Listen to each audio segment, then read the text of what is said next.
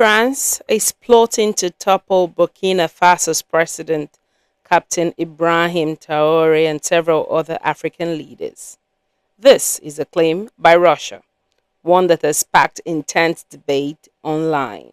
Russia's foreign intelligence agency, the SVR, says French President Emmanuel Macron has authorized intelligence operations aimed at removing what is described as undesirable leaders across Africa.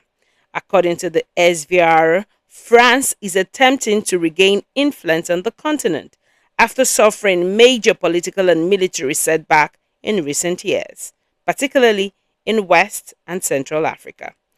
The Russian agency alleges that French-backed efforts are targeting countries including Burkina Faso, Mali, Niger, the Central African Republic, Madagascar, and others. Moscow claims these leaders are being targeted because they reject Western political and economic influence and promote sovereign or pan-Africanist agendas.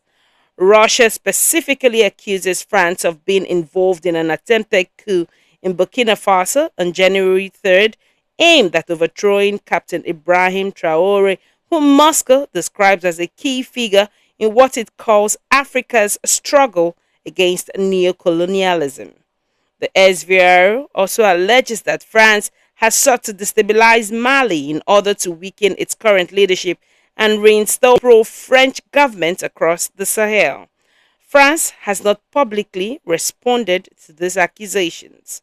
However, President Emmanuel Macron has said he hopes to hold talks with Russian President Vladimir Putin, with the war in Ukraine and instability in the Sahel expected to feature prominently, though Macron has acknowledged that Moscow is currently unwilling to negotiate. In recent years, several African countries have cut military, economic, and diplomatic ties with France and other Western powers, accusing them of undermining sovereignty and exploiting resources. At the same time, these countries have moved closer to alternative partners, including Russia, which has expanded its presence through security, economic, and humanitarian cooperation. The claims remain unverified, but they underscore the growing geopolitical contest playing out across Africa.